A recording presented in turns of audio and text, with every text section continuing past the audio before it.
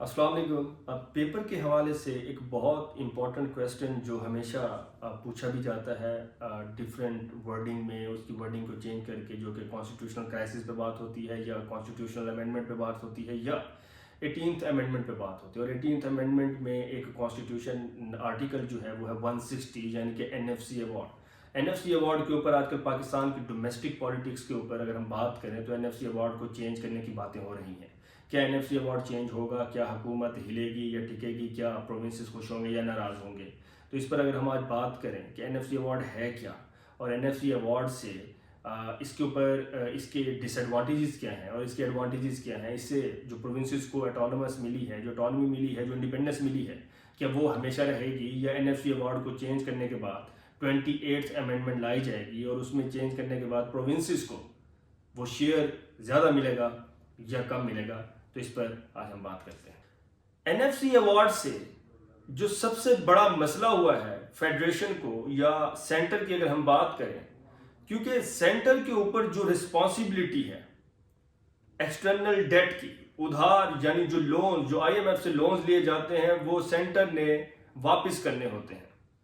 इसके अलावा जो डिफेंस का बजट है, जो डिफेंस की रिस्पॉन्सिबिलिटी है, वो भी सेंटर के ऊपर आती है। यानी सेंटर के ऊपर जो रिस्पॉन्सिबिलिटी है वो डिफेंस और डेट की है।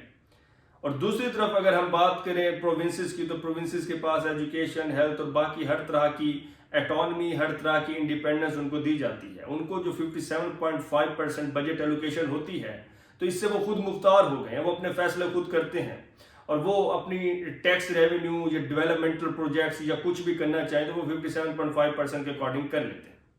ये जो 57.5% बजट एलोकेशन होती है, इसकी कुछ टर्म्स एंड कंडीशंस हैं। यानी कि अगर पॉपुलेशन ज़्यादा होगी, बैकवर्डनेस होगी और रेवेन्यू जनरेशन, ये तीन वो कंडीशंस है जिसके अकॉर्डिंग एनएफसी अवार्ड प्रोविंसेस को शेयर किया जाता है। और ये 57.5% की फर्दर डिवीजन होती है बलूचिस्तान में, सिंध में, केपीके में और पंजाब में, जिसकी पॉपुलेशन, जिसकी रेवेन्यू जनरेशन और जिसकी बैकवर्डनेस को देखते हुए ये फर्दर 57.5% डिवाइड होता है।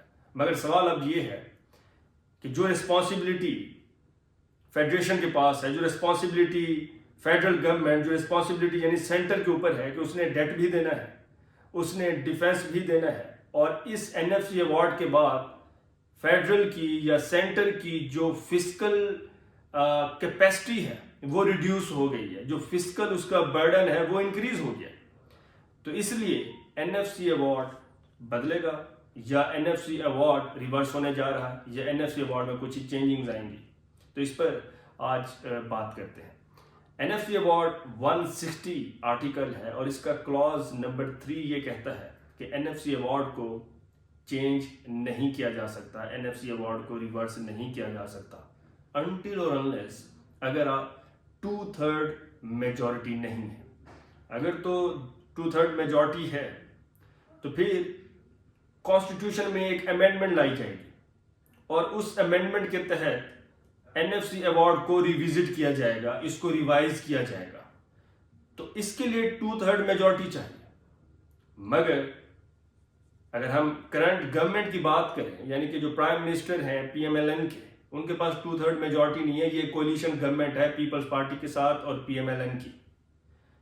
तो अगर ये एनएफसी अवार्ड को रिवाइज और रिविजिट करना चाहते हैं तो क्या इनके पास 2/3 मेजॉरिटी है? क्या एनएफसी अवार्ड को पीपल्स पार्टी अपोज करेगी या एक्सेप्ट करेगी? क्योंकि ये कोलिशन गवर्नमेंट है।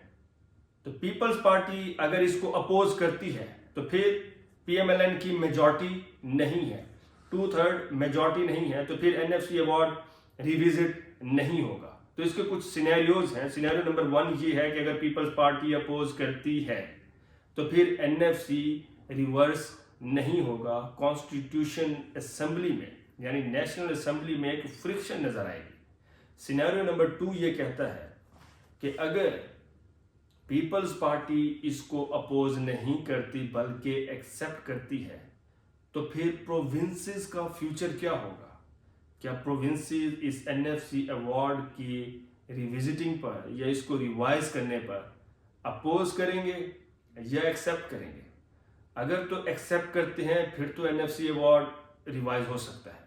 अगर अपोज करते हैं और कोलिशन गवर्नमेंट साइड पे होती है तो फिर ख़तरा है कि हुकूमत भी गिर सकती है, हुकूमत भी हिल सकती है, और यहाँ पर पीपल्स पार्टी अपनी डिमांड भी, कोई भी डिमांड करके उसको एक्सेप्ट करवा सकती है कि ठीक है एनएफसी अवार्ड को रिविजिट कर लेते हैं, रिवाइज कर लेते हैं, लेकिन हमारी बात मान लें, हमें भी थोड़ा सा रिलीफ दे दें।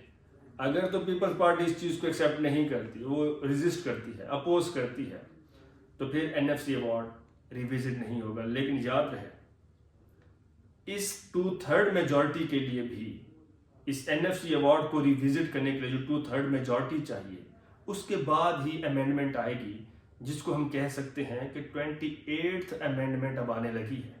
और वो जो 28th अमेंडमेंट है उसमें एनएफसी अवार्ड को शफल किया जाएगा, फेडरल को बजट ज़्यादा दिया जाएगा ताकि फेडरल डिफेंस के ऊपर बजट भी स्पेंड कर सके, और फेडरल अपने लोन यानी एक्सटर्नल लोन्स जो हैं उनको भी पे बैक कर सके। तो सवाल अब यहाँ पे यही है कि हुकूमत सस्टेन करेगी, कोलिशन गवर्नमेंट का साथ देगी, जो कोलिशन गवर्नमेंट यानी कि पीपल्स पार्टी है वो अपोज करेगी, रेजिस्ट करेगी, या गवर्नमेंट का साथ देगी। तो देखते हैं बजट से पहले एनएफसी अवार्ड चेंज होता है या एनएफसी अवार्ड सेम रहेगा, क्योंकि बजट आना है जून में। तो एक पॉसिबिलिटी है सिनेरियो नंबर 1 के अकॉर्डिंग कि अगर अपोजिशन अपोज करती है, अगर कोलिशन गवर्नमेंट यानी कि पीपल्स पार्टी इस चीज़ को एक्सेप्ट नहीं करती, तो फिर हुकूमत को कहीं ना कहीं खतरा है, वो हिल सकती है। अगर कोलिशन गवर्नमेंट यानी पीपल्स पार्टी या अपोजिशन इस चीज़ को एक्सेप्ट करती है तो फिर 28th अमेंडमेंट आ जाएगी और उसमें एनएफसी रिविजिट हो जाएगा।